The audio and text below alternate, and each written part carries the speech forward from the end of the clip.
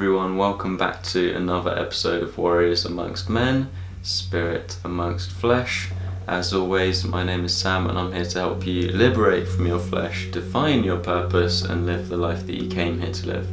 So I'm here to help you today see through another one of those deceptions, another false teaching that will be holding back consciousness.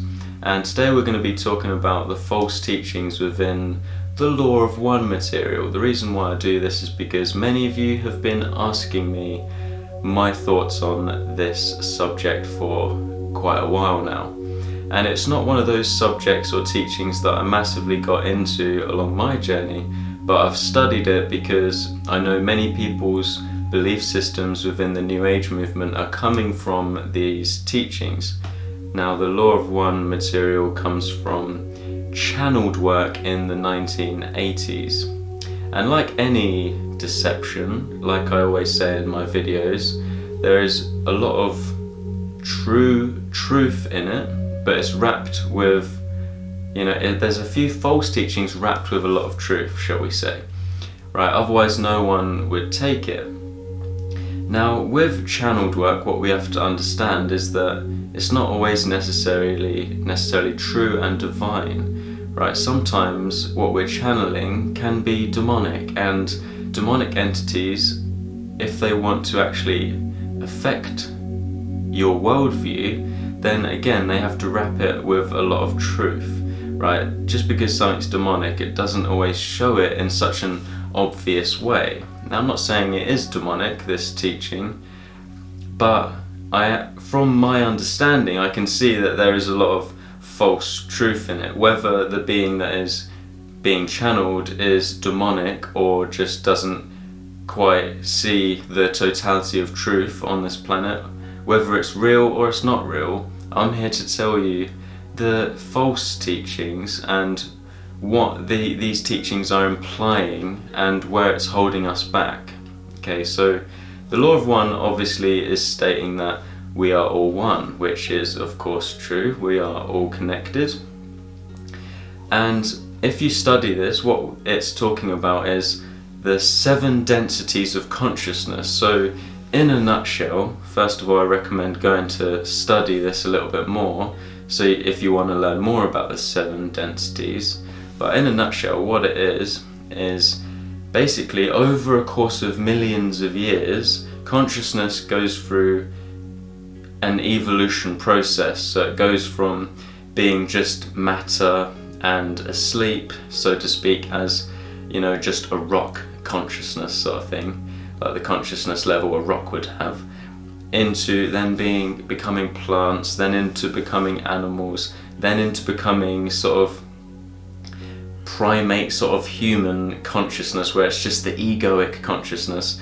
And then we, through our suffering, through mental suffering and stuff, we then learn love, and we learn to choose, and we learn to have free will. And then we start to evolve into a space of unconditional love, and then we evolve higher and higher in the consciousness levels, in the consciousness spectrum, which, there's obviously a lot of truth in there, but I want to share with you where the lies are so that you don't fall into them, of course, right? And so let's get into the deceptions, right?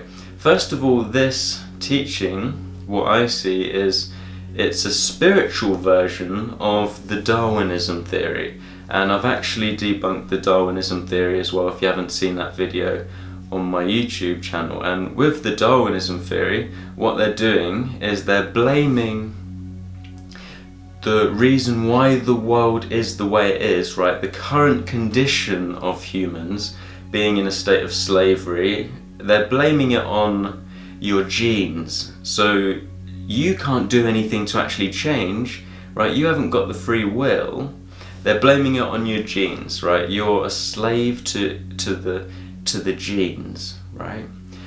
Right, and so what it's doing is it's removing moral culpability from anyone being to blame. No one's to blame, and that's a deception within the New Age movement, right? They say that no one is to blame, right? It's all you're the problem, right? And they're blaming it all on your ego. And so with this teaching, the law of one, what it's doing is, again, it's blaming it all on you. The reason why you're going through suffering in your life, any sort of suffering, is because it's there to teach you and it's there to grow. It's there to wake you up, which of course, that is what suffering does to us, right? A lot of times we go through some mental suffering. All of our awakenings was caused through that. You wouldn't see the stars if it wasn't for the darkness, right? Of course, I agree with that. There's a lot of truth in that. But again, it's removing moral culpability of anyone being to blame, right? What this teaching does is it doesn't talk about demonic influence, doesn't talk about the archons. No, it's not, because there is manipulators manipulating humanity, right? No, it's all because, humanity has such a big ego and we need to, it's our fault, right? Essentially what the law of one is implying is that it's going to take millions of years for humans to evolve, and everything that we've been through has been completely necessary and justifiable, and in millions of years finally we'll come into unity, when in reality there is beings to blame for the current human condition. And the awakening is us becoming aware of how we are affecting reality, right? So awakening means you're becoming aware of your own bullshit, and then you're changing yourself so that you are no longer a part of the problem anymore, because your behavior does not cause suffering.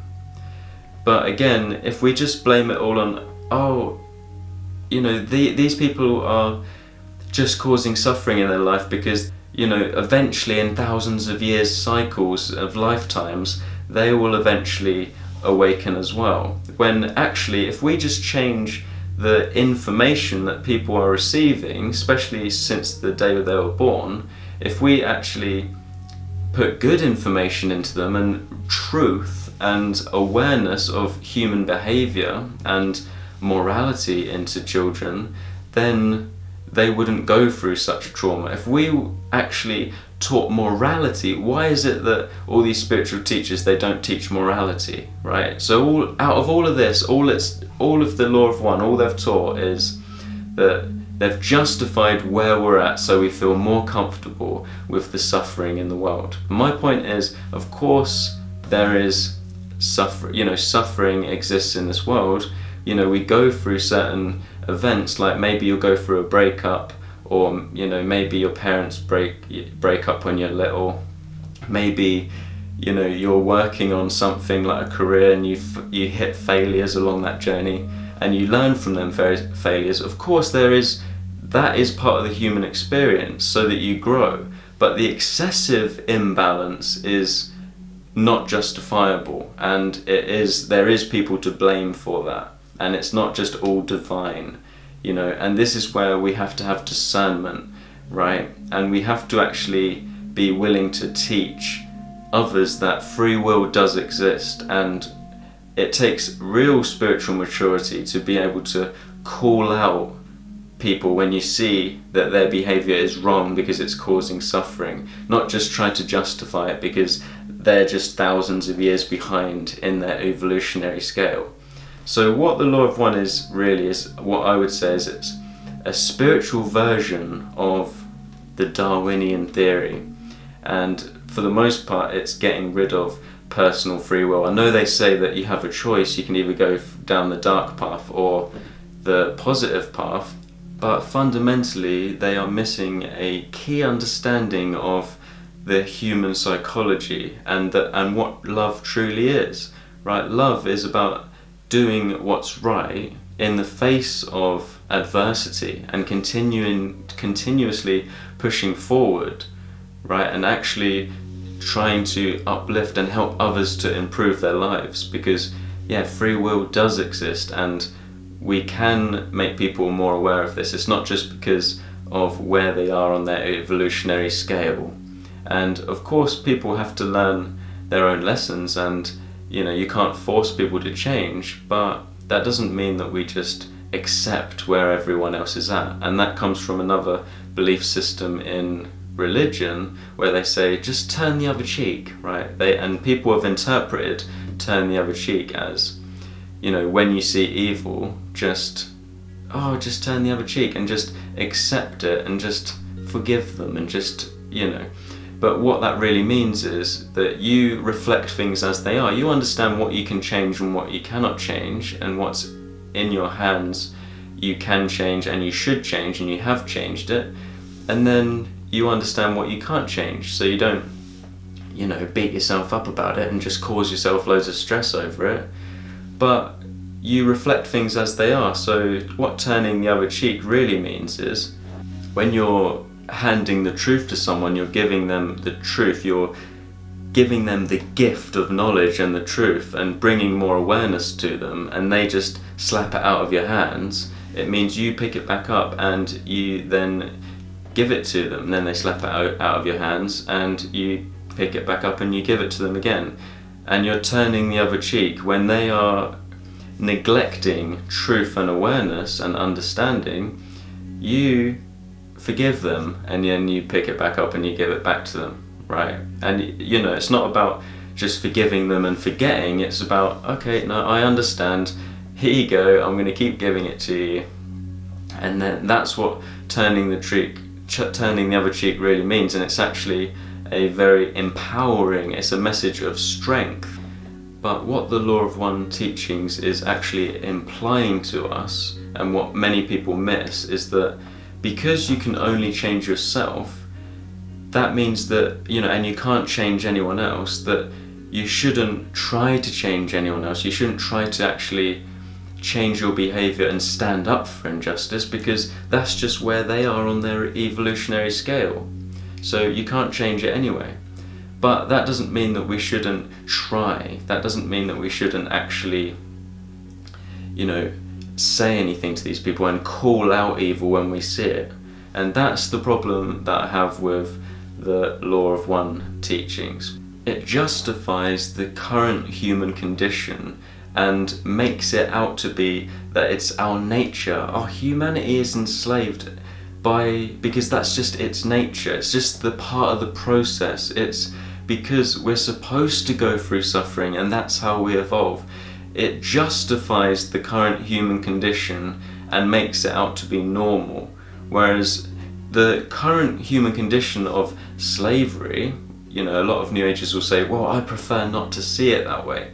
They're wearing blinkers. Well, just because you prefer not to see it that way doesn't make it any different. Of course, we should have a positive outlook on life, and we should aim to remove this through our own free will and becoming aware of our own chains, which are within our own mind, right? This is why I'm here to help you, so that you can see through the chains that are blocking you. But what this teaching does is it justifies the current human condition, right? So of course we live in a world of polarity, so we are here to evolve, and we are here to go through darkness, and so that we can awaken, so that we can be pushed to the next level.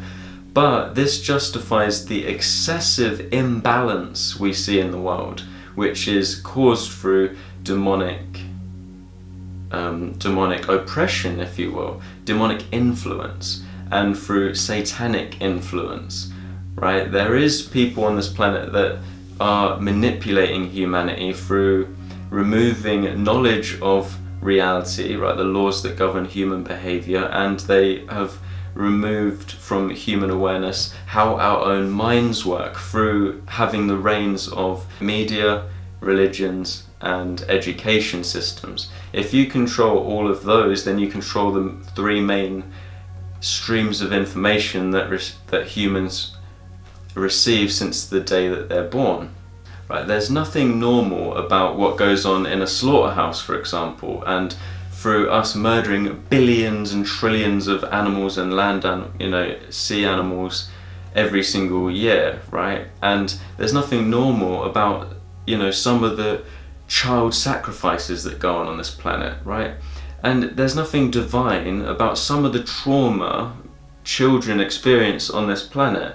right? And of course, I want to help you through, if you've gone through some sort of trauma, I want to work with you to go through that, right? And we should face it, and we need to obviously accept where we're at. I'm not saying that. We need to stay, we cannot be in denial of where, you know, what we've gone through, but none of this stuff is normal. A lot of this stuff that we see, you know, go and tell someone who's gone through severe trauma, maybe they were raped as a child or something, go and tell them that it was because, oh, you needed to go through that so you could grow. Oh, it's just your past life karma, that's why you went through that. And of course, you know, we do go through, maybe we are born into situations, you know, that are tough so that we can learn to face them and overcome them.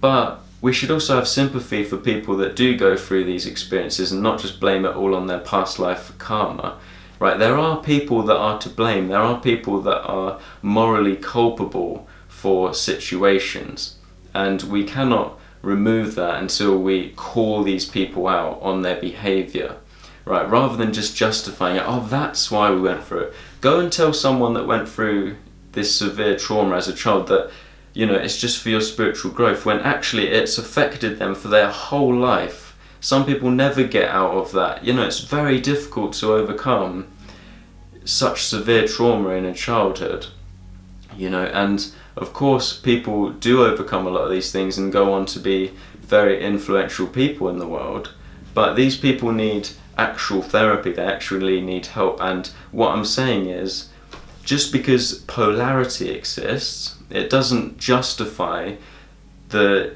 evil that we are allowing to run amok in the world.